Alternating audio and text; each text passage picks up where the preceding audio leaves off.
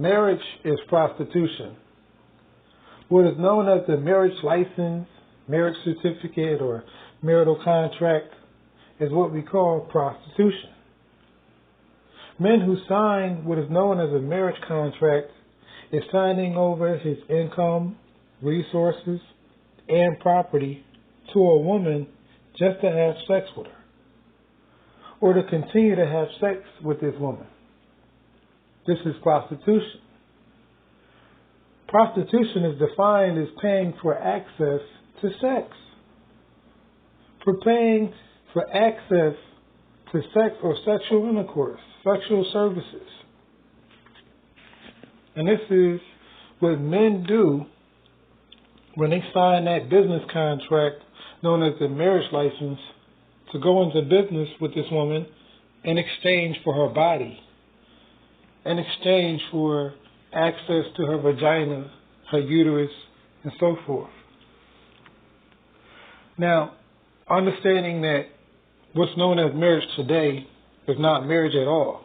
As I've already said, that's a business contract to where a man is going into business with the woman. He's going into business with the woman financially. He is bringing his resources, his property, and income with the business that he is forming with this woman by signing this quote-unquote marriage contract. And that is why during a so-called divorce, everything is financial. What property is going to go to who?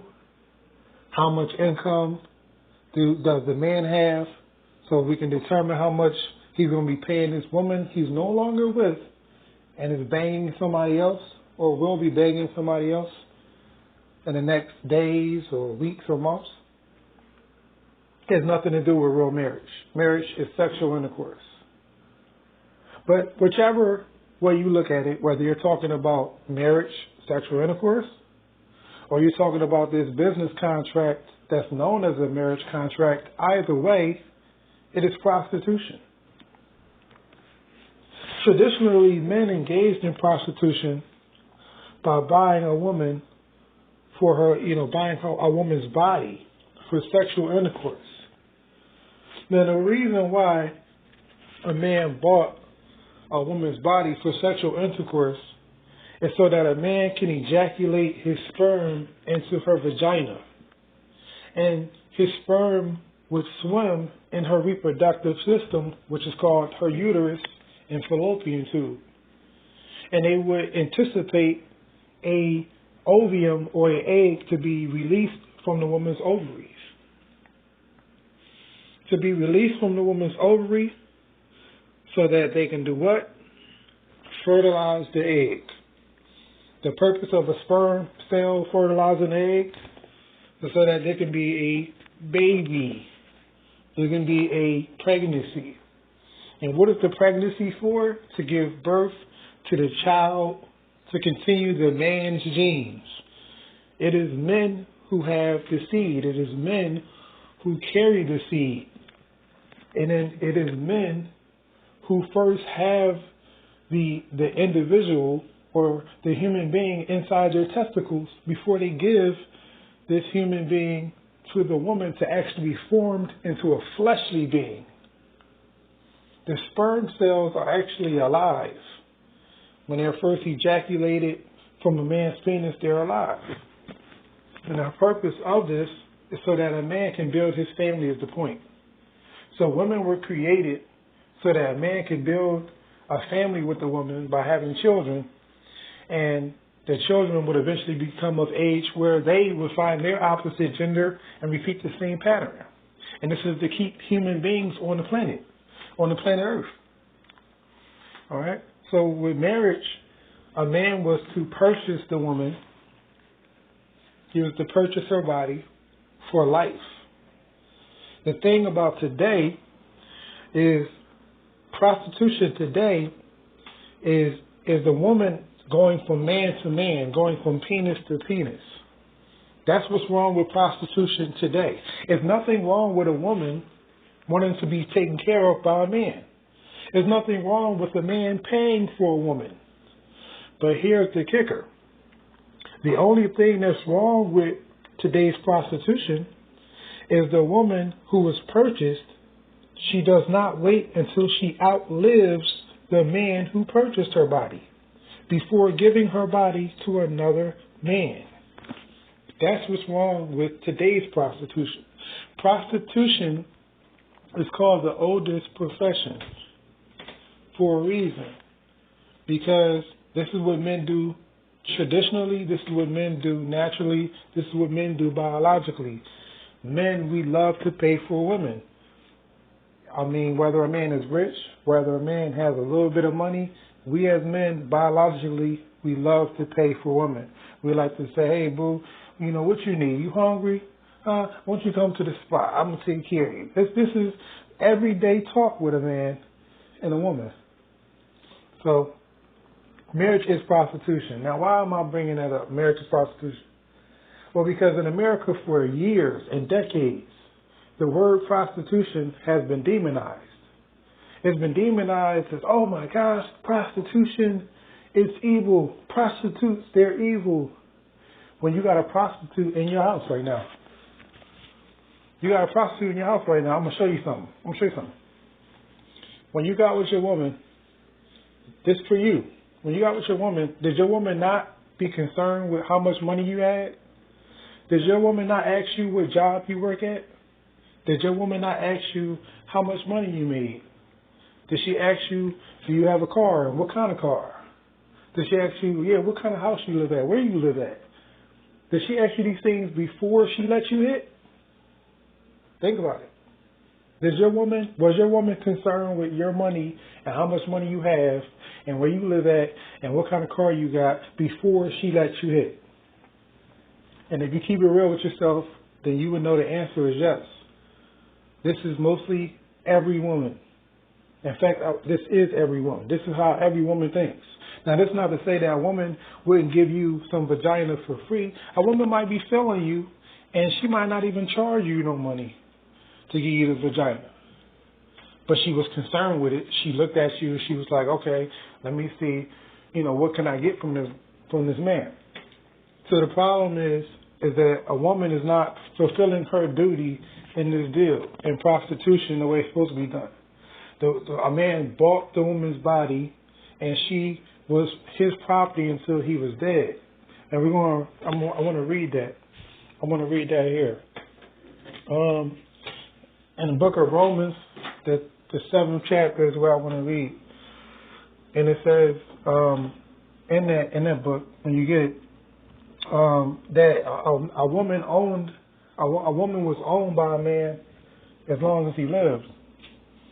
And so that's the duration that a man owned his woman. Now, in today's time in prostitution, a woman, she charges a man for a temporary time to use her body. And after that temporary time is up, or once it's up, she moves from that guy and deals with another man after charging him for a temporary time. So this is what's wrong with today's prostitution. Now, someone may say, okay, well, I see what you're saying about prostitution today, but how is marriage prostitution? The reason why marriage is prostitution, period, is that it's an exchange of payment for sexual services. A man didn't get with this woman because he just liked her as a human being. No, this man got with this woman because he wanted to hit the draws. That's why he got with her. Now, later on, he might have wanted to do other things with her, but the predominant thing a man wants to do with a woman he's attracted to, a woman he wants to be with, is he wants to nail her. He wants to hit. He wants to bang, however you want to call it, however you form your words. He wants the sexual. And what does the woman want from the man? She wants the security. She wants to be taken care of financially. And even when you talk about the business contract known as the marriage contract, what women have said for years and decades to men is that until you marry me, which what she means is sign some business contract that brings you and her together financially, so that if she wants to so-called divorce you, she can take half of your stuff from you. She can take half of your resources and half of your property, and also have you paying her through alimony. So she wants you to give her security, financial security, before she lets you hit and get in her vagina. That's prostitution. Whenever a woman says, hey, you can have this vagina, but this is the price, that's called prostitution. And that's what women do. Women, when they go to the club, when they go to the bar, they be like, I talk to a man, and they want the man to buy them a drink. They want a man to take them out on dates. This is what women say they want a man to do, right? You know what this is called? This is called she's charging you. She's charging you for a payment in exchange to get in her vagina. And there's also one thing, too, I want to say. There's also rivalry going on in today's time between men and women. Women are charging men for things that she's not fulfilling her part of the deal. We already talked about how marriage is prostitution and how a man owned a woman's body for life. We already talked about that, but I'll go a step further where there are women that are charging men to have access to her vagina, and she still don't give them the vagina. All right, so you have some women out there that are like going, taking the robbery a step further. But my main focal point with this video here was to point out how a woman was owned by a man for life until he was dead. I'm gonna read it here and I'm gonna close out with this. Romans 7 chapter, it says in verse 1, Know ye not, brethren, for I speak to them that know the law, how that the law have dominion over a man as long as he liveth. Right? For the woman which hath an husband is bound by the law to her husband so long as he liveth. So that law that it's speaking about is talking about when a man purchased a woman to be his wife, he actually owned her.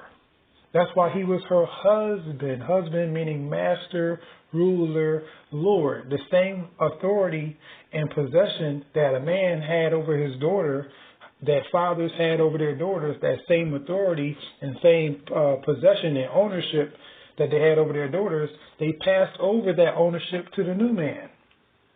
That's what the wedding ceremony is to represent. It's to represent a man a father who is transferring the ownership of his daughter to her man. That's what that's about. That's why the father comes down the aisle with the woman.